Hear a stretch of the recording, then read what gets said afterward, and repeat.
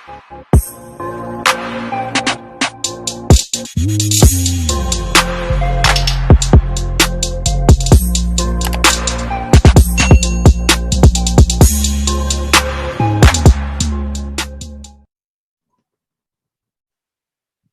guys, balik lagi bersama saya Ratcho Tarigan dan kali ini kita kedatangan guest star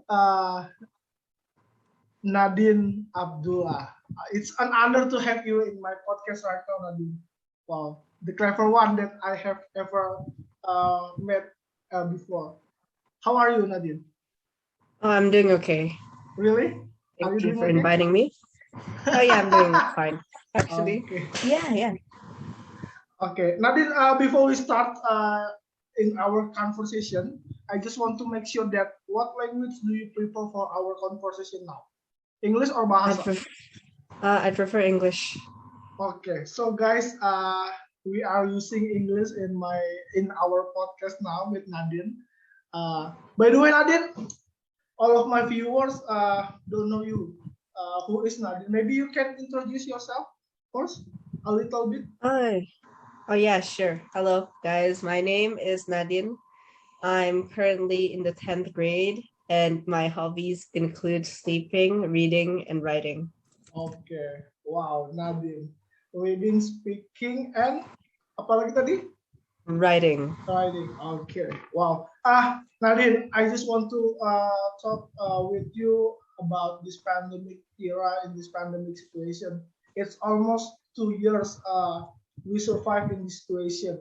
As a student, do you expect with this situation almost 2 years in your mind? Well, to be honest, I never really had expectations in the first place and how long the pandemic will last because I'd rather not keep my hopes up and get disappointed later on.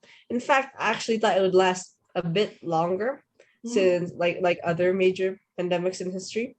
Well, then again, I don't think this pandemic will ever really truly end. I mean, humanity is going to follow the flow of history and evolve through hardship. It's like simply our nature to do so. It's like how we somehow got used to the flu, which used to be fatal to a person before we developed and advanced technologically and medically. And we learned ways to suppress these kinds of diseases and hardships through vaccines and other medical practices. So I don't think it'll disappear, of course, but we are going to have to go back to normal someday. Okay. Wow, it's interesting. You know that like all people in this world are fighting and surviving. As a student, how do you feel about this situation? I mean, you don't meet your friend by face to face, and you cannot meet your friend by face to face. How do you feel about that?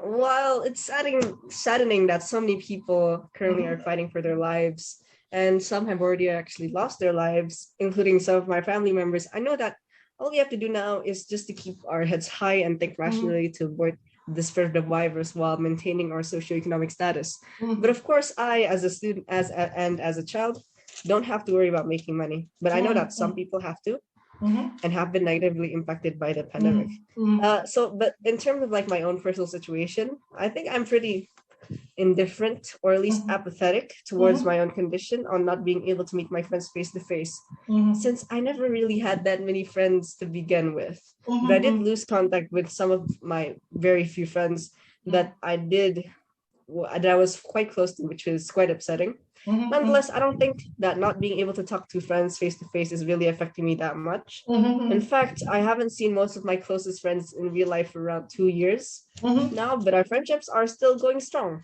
I also noticed that a lot of people have been growing taller, and that makes me it just makes me feel kind of short. Like I don't know why. Like Aleph, like he used to be the same height as me, but then he shot up, and I was like, when I met him in real life, I just had to like stop and look at him. It was confusing, and I felt inferior. It's especially a surprise because when the first time you see them, it's just after like years, they're just so big. Well, I'm just small. Okay. Wow. It's interesting, Nadine. Nadine, by the way, I just want to make sure and know, but did you remember what was your response when Corona came first time in Indonesia? what was your response when Corona came to Indonesia first time?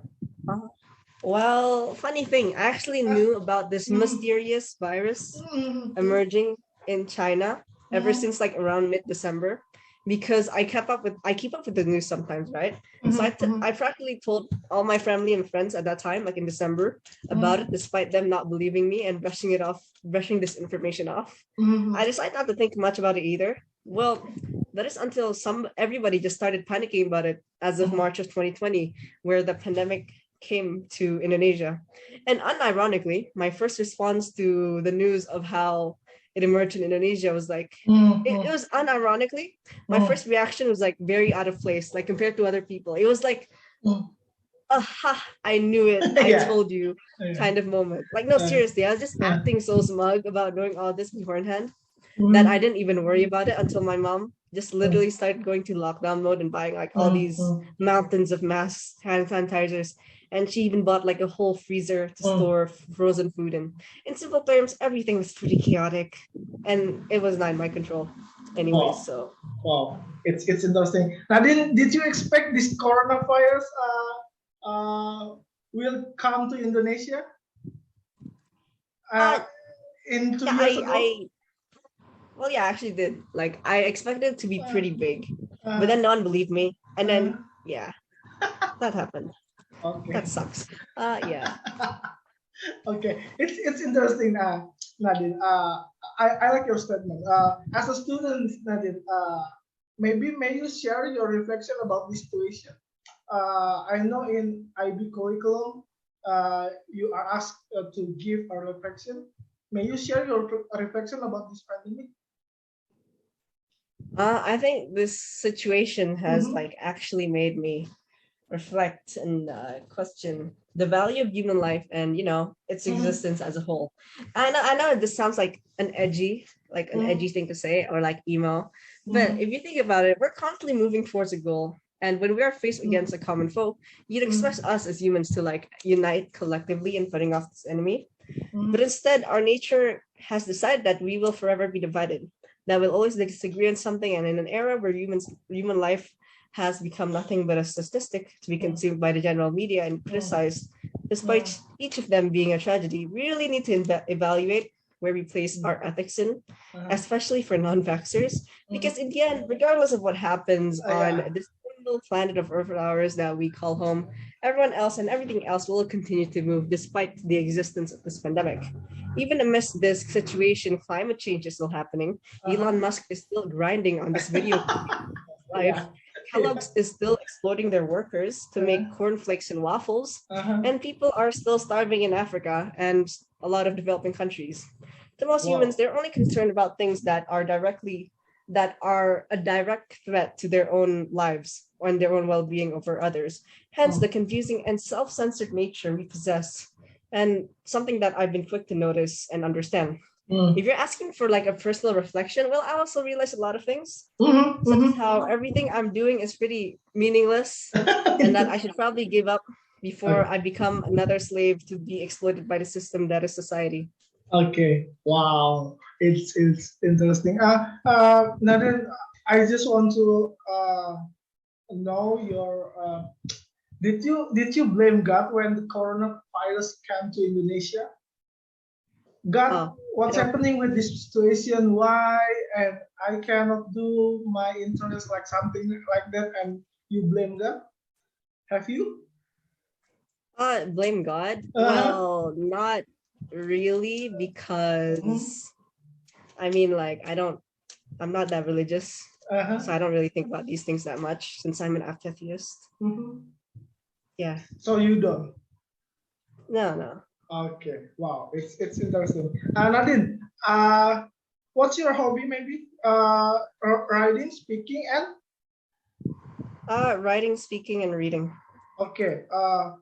Nadine, can you still be grateful in this pandemic situation when your hobbies like you lost your time to improve your hobbies or something like that? Can you still be grateful in this pandemic era? Uh, Well, I don't think I can ever be grateful for this pandemic situation. Mm-hmm. Personally, I've had to put a halt to a lot of Mm-hmm. my activities and hobbies and lessons that included archery because I don't have the equipment to do it like at home. And I also stopped playing the piano because I don't really have a teacher to teach me anymore. Mm-hmm. And I don't have the motivation to play it either.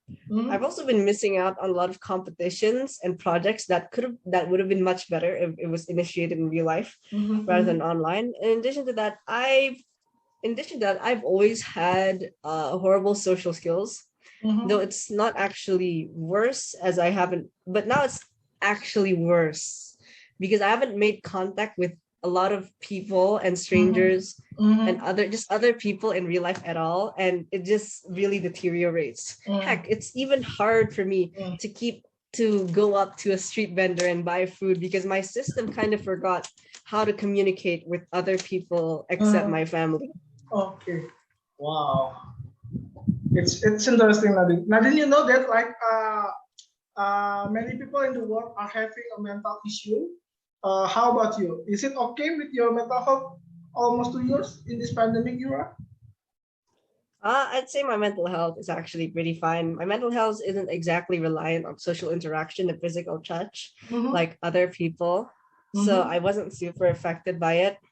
But because of the increased usage of technology and prolonged eye contact to the luminescence of my device screens while scrolling through an unhealthy amount of Reddit and Mm-hmm. questionable articles that have been affecting my sanity, I've practically lost touch with reality at this point, and the internet has become my best friend, and my family bullies me daily. So yes, somewhat it is affected. Well, not really. Okay. I'd say Wow. it's fine actually. Okay.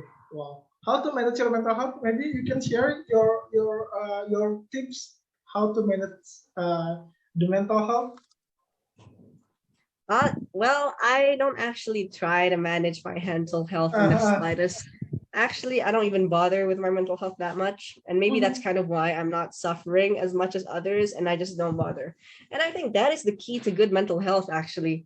The key is not caring. Apathy is the key. And if you truly acknowledge the art of not caring and Mm-hmm. being able to do absolutely nothing in certain times is absolutely okay, Mm-hmm. uh, then I think you can acknowledge that you should be stressed by all this because we're currently in the how do you say it? Uh free of social because we have to understand that once Mm-hmm. you embrace this apathy, you're practically free of social restrictions, judgmental faces, bizarre norms, societal obligations, irrational restrictions, and it can sometimes bring out the best in a person, especially if that person is burnt out or going through a long period of existential dread and an identity crisis. People who are stressed, uh, people who are stressed but are not in a financially tight situation or life-threatening situation must first acknowledge that everything you do is in this world is temporary and amounts to Mm-hmm. nothing, and that there is no true consequences to failure and no reward to success. If you're Mm-hmm. constantly in a state of self-pity and pressure, then Mm-hmm. perhaps my advice towards that is to develop a sense of resilience. But just know that you don't have you don't always have to be strong, and Mm-hmm. it's definitely okay to just feel weak Okay. at times. Wow. We're not going to judge you for it. Okay. Wow. It's interesting. Nadine, don't you need a vacation to another place as a way to manage your mental health? Maybe you need Sorry, what? to. Don't you need to go or something? Don't you need a vacation to another place as a way to manage your mental health? Maybe you need go to somewhere to manage your mental health. Maybe you No, don't.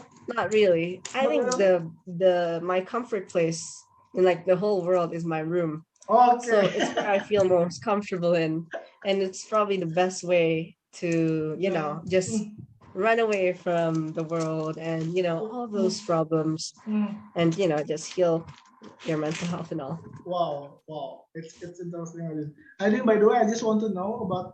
Have you been back to school? I mean, you already do your school on site. Have you? Oh yeah, I've actually been participating in hybrid learning where I go to Mm. school physically for a couple of days. Okay. So yeah. Wow. So, how do you feel coming back to school? Uh The moment I stepped Uh, back into school, there was like a bitter taste in my mouth, and my uh, stomach was just churning in discomfort and in contempt and in the bad kind of nostalgia. Nostalgia. I was really never a big fan of school, nor was I a uh, fan of its facilities. I suppose, but I suppose it was nice to meet some people in real life. Funny uh, story, I actually met Miss Rocks on my way to biology class, uh, and she greeted me. Well, mhm, but I didn't recognize her at first because her hair was down, right? And yeah. she was like way shorter than I expected. So I kindly greeted her back unknowingly while she asked me some stuff. I Mhm. didn't realize it was like her. I didn't actually realize that it was my teacher until like 3 weeks later, and that was kind of embarrassing. I don't recognize a lot of people actually, and they looked like the people I do know. They Mhm. look a lot different from when I last saw them or how I Mhm. expected them to see. Especially some of the teachers. Like the teacher I thought who was going to be like really short and snubby Mhm. was actually tall and an Uh, absolute giant. uh, I had just processed that, you know. okay. Wow. Oh, it's interesting. I mean, which one do you prefer? On-site in school or online school? Yeah, I obviously prefer on site.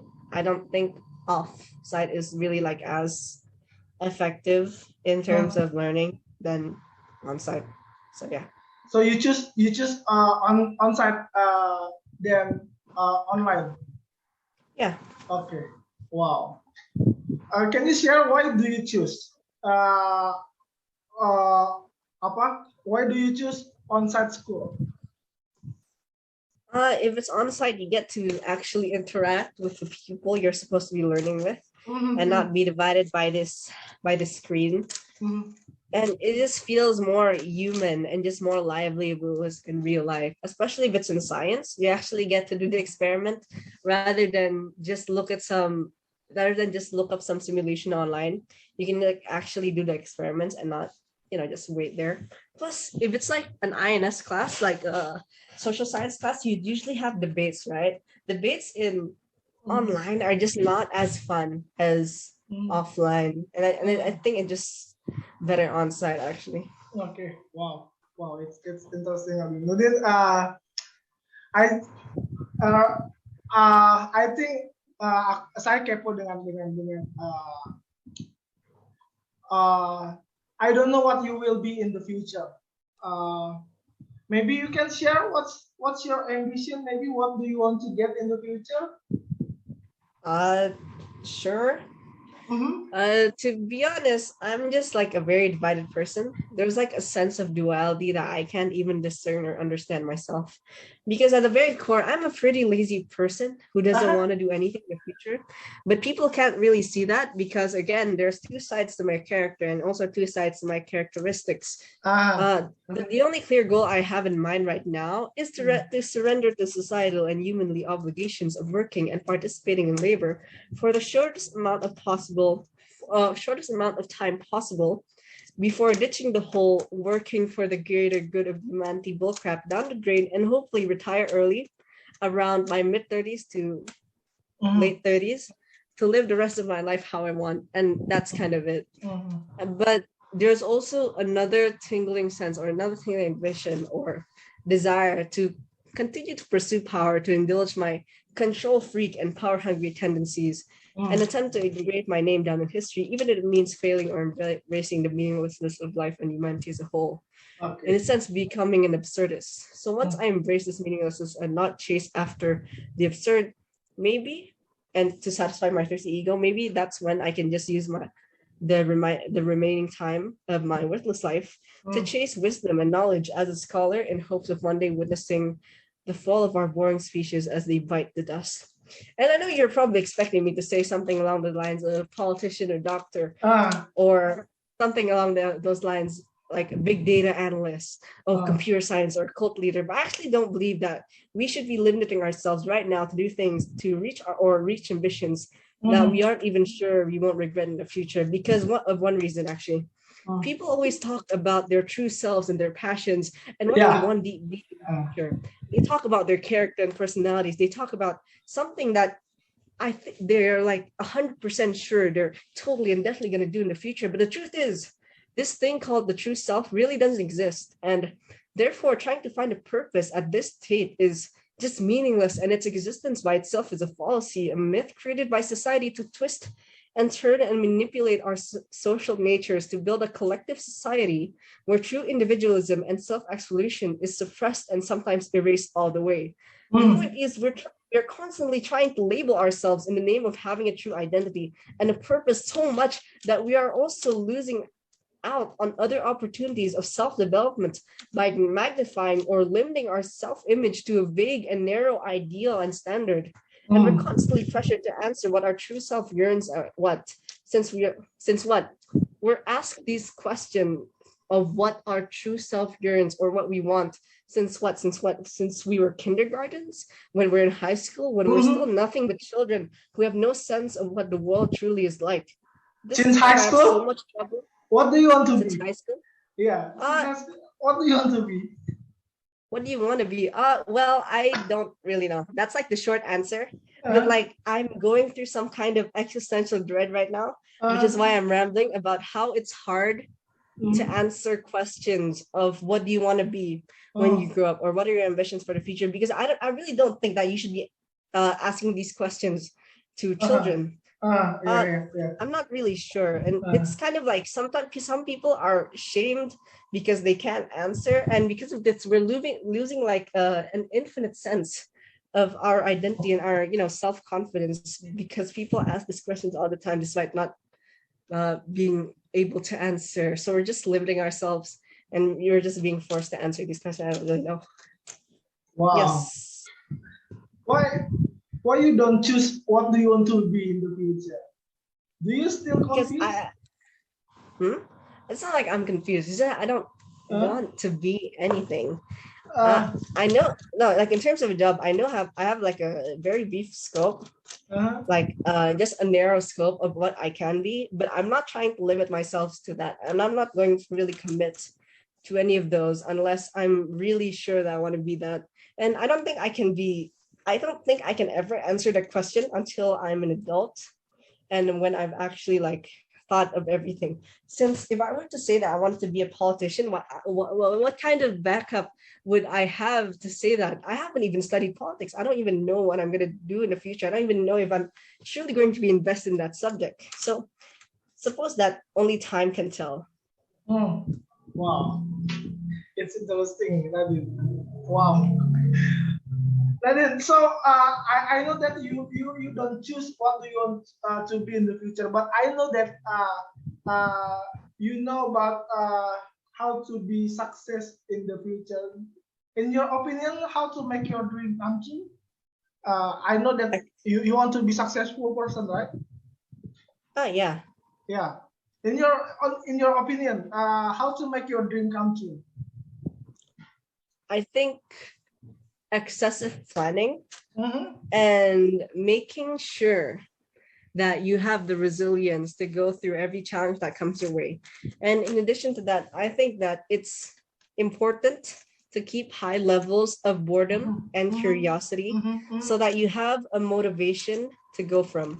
My motivation firstly is that I'm constantly bored and I'm trying to look for new experiences, which is why I tend to do like big things and big actions that some people really see as admirable. And I think you should, just like fuel your motivation and just keep going. It all stems from the soul and the heart and what you really want. Okay. Wow, it's interesting. Nadine, I think that don't you try to be a resourcer maybe? Research? Yeah. Resourcer or writer? I'm not really interested in being. I mean, yeah, sure. Kind of, yeah. Okay, wow, it's interesting, Nadine. Nadine, I know that you are the diligent one in your school. Can you share with me tips to be a diligent student? Well, I like to think of myself as the laziest unlazy person there is. You're misinterpreting my drive to get things done as quickly as possible and with as much quality as possible. to create desirable results, to make time to indulge in my questionable habits and feed my boredom as diligence. I rarely study for exams, so I'm not sure if you would really count me for diligence. But perhaps my only tip to just be to do good in school is to become quote unquote a diligent student that has a motivation and drive to completing work and studying harder. Maybe it would be you are aiming to have that free time or the privilege to ask your parents for a new video game. As long as there's a reward in the end, we tend to get excited and try to get things done as quickly as possible and get to the good part already. And I think that's kind of the key. You just need like a drive. Okay, wow, it's interesting. By the way, Nadine, I just want to know a lot of things about yourself. What subject do you like at school? My favorite subjects are history and economics. If there was philosophy and computer science as a subject, then I'd pick that as well, but there isn't. So history and economics. Okay, history. Why do you like history? Is it interesting for you? Well, yeah, history is my most favorite subject because I find the past like a very fascinating thing to study on. It's quite a wonder to know how humanity went from fighting for independence of their countries to now where teens stupidly dance in front of their cameras for views on TikTok.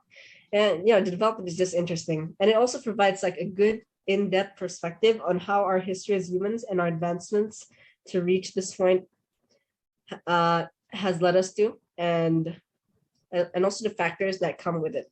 In a sense, history is really just reading a really, really long book, a really good book actually, with details and each and every event that happened in that book's world. It's a collection of stories, which is why it's like history, as you may say, even each story with their own plot, their own characters and twists and settings. It can be humorous, that like that one time in Australia where they fought against emus, which are birds, or it can be tragic, like the execution of innocents across the US. And yet, to know that all of it is intertwined and interconnected with each other to weave our sense of culture and identity is just fascinating to me, which is why I like history a lot. Okay, wow, it's interesting. And then maybe you like history. Maybe you can explain. You can explain that the second war, how the second war happened. Can you explain a little bit how the second war happened? Maybe. It's really complicated. The Second World War is really hard to explain, in my opinion. That I can like possibly just ramble on and on and on about it. But the thing that people would say the most about Second World War and how it started is that it began in Europe around September of 1939 when Germany invaded Poland. That's kind of the start of World War II. However, the cause can also be rooted from the end of World War I, where in the Treaty of Versailles. Yeah. And there's a lot of factors that actually build up to this event, and I just can't explain all of them. But that's kind of the basics. It's when Germany invaded Poland. That's kind of the trigger, as you may say. Wow. Oh, it's interesting. Do you want to be a historian, maybe? No. Why? You like history, but you don't want to be historian. Well, I kind of do. It's just that I see it more as a hobby than a career that I actually want to pursue. Wow. Since historians don't really make that much money, right? It's more of like an academic thing. And, I don't know how I'm going to sustain myself with being a historian. The same would be said for being a philosopher. You guys, these things don't really get that much money. Okay. Wow. It's interesting. But then, do you have a plan? What university do you want to take after grade 10? 11 and 12. What university do you want to take? I don't really know actually Mhm. like what exact university I want to take, but I know which country that I Mhm. want to go to, which is the US, UK, Japan, and Singapore. Mhm. Okay. Uh, it's interesting. Why do you choose the country like Singapore or USA? Why do you choose that?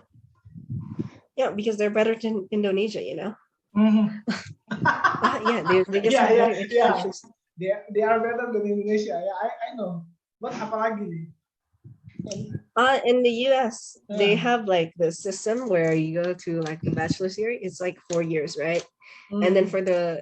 like for the first year, you just you can like change your majors in the like the second year. And I think as an indecisive person, I'd like that. There's also a lot of top schools like in these countries. So Mm. yes. Wow. Okay. It's really interesting about your statement. USA and Singapore are better than Indonesia. Yeah, of course. Okay. Nadine. How about your essay point? Have you done it? All of points? 32, right?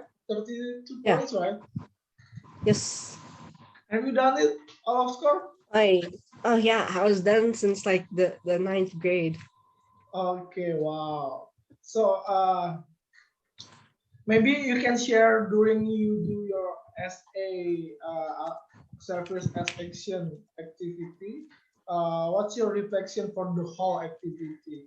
Maybe you can share what do you get? What do you reflect with the whole event of SA? Maybe you can share. Honestly, I don't really like essay like that much. I don't Uh, think it's useless, uh, but I don't understand Pak Dewey, and he's kind of out of, it's uh, kind of confusing. What I learned is that when you're helping a really poor dude and then like you're just giving him money, you need to stop and take a picture with him. Our people at our students, like IB students, they don't have any remorse or shame. They just take pictures with the victims that they're helping for the sake of essay. And I think I don't know if that's messed up or not, but it's like for the sake of essay points, like we'll do anything. And it's kind of sad that we have to have an incentive to actually help other people. And I okay. also don't understand why they're not allowing like competitions to be part of essay credits, Yeah, like yeah, why yeah. can't we? I don't understand. Yeah, Even though yeah. it's going to benefit us a lot, they're just it's kind of Yeah, over competition. Yeah, because yeah. I Mhm. honestly don't I don't know what to reflect on essay because I didn't learn much from it. All I knew is that I needed to gain this amount of points to pass this grade. And that's kind of just Yeah, my drive. I don't have yeah. a motivation to help other people or anything. It's just Oh, there. okay. Wow.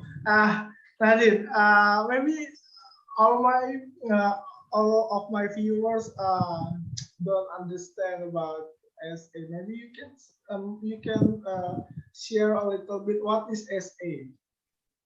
Well, essay just means service action. The Mm-hmm. point is you need to do something to help a certain community, and then you get credits for it depending on how impactful it is.